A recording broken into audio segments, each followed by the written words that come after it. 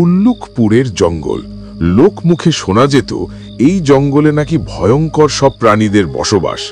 সেই জঙ্গলেই একদিন দুই বান্ধবী দাঁড়িয়ে গল্প করছিল। কিরে কাজল, তোর পড়াশোনার কি খবর? কেমন চলছে? এই তো বান্ধবী, আলহামদুলিল্লাহ ভালোই চলছে। তা তোর কি খবর?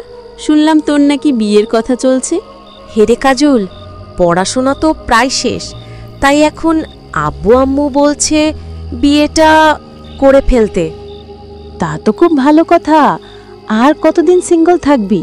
আর কয়দিন পরে তো বুড়ি হয়ে যাবি, এবার বিয়েটা করেই ফেল। তারা জমিয়ে গল্প করছিল, কিন্তু হঠাৎ সিংহের গলার আওয়াজ শোনা যায়। তারা দুজনেই অনেক ভয় পেয়ে যায়।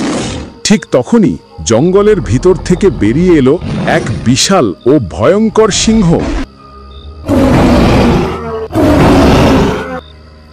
হা হা হা, তোদের সাহস তো কম না। তোরা এই রাতের বেলা উল্লুকপুরের জঙ্গলে দাঁড়িয়ে গল্প করছিস। আজ তোদের কেউ বাঁচাতে পারবে না। হা হা হা। বান্ধবী, এবার কি করবি? এটা তো একটা বিশাল সিংহ। আজকে তোদেরকে খাবই। কতদিন মানুষের মাংস খাই না। হা হা হা। না সিংহ ভাই, আমাদের এবারের মতো যেতে দাও। আমরা আর কখনো এই জঙ্গলে আসব না।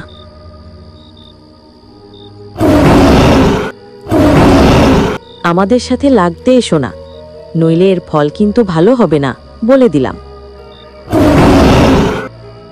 তোদের এত বড় সাহস, তোরা আমাকে হুমকি দিচ্ছিস? দাঁড়া, তোদেরকে দেখাচ্ছি। দেখি তোরা আজ কিভাবে এখন থেকে যাস। বান্ধবী, এটা কি করলি? নিজের পায়ে নিজে কুড়াল মারলি। পালা বান্ধবী, পালা।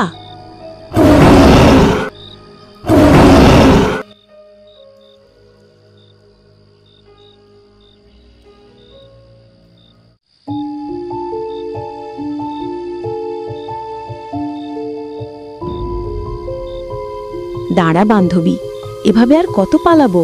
কিছু একটা করতে হবে, ব্যাটাকে জব্দ করতে হবে। কি করবি? তোর মাথায় কি কোনো বুদ্ধি আছে? আমার মাথা তো কাজ করছে না। দাঁড়া, আমার মাথায় একটা বুদ্ধি আছে, আশা করি কাজ করবে।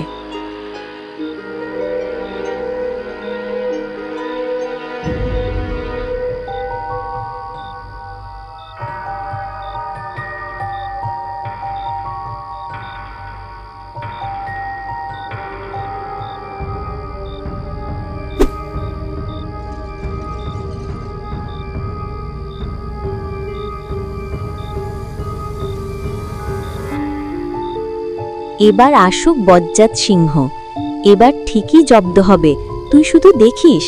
তারা সিংহের জন্যে ফাঁদ পেতে অপেক্ষা করতে লাগলো। মরে গেল বলে। বজ্জাত সিংহ, বলেছিলাম না আমাদের সাথে লাগতে এসে না, ফল ভালো হবে না। এবার দেখলে তো। বেচারা সিংহ বসে বসে বলতে লাগলো, কেন যে ওদের পিছে পিছে দৌড়াতে গেলাম, এখন নিজের পাটাই ভেঙে গেল। যদি এই ভিডিওটি আপনাদের কাছে ভালো লাগে তাহলে চ্যানেলটা সাবস্ক্রাইব করে ভিডিওতে একটা লাইক দিয়ে বন্ধুদের সাথে শেয়ার করে দিন, আর কমেন্টে আপনার মূল্যবান মন্তব্য জানান। আজকের মতো বিদায় নিচ্ছি। আল্লাহ হাফেজ।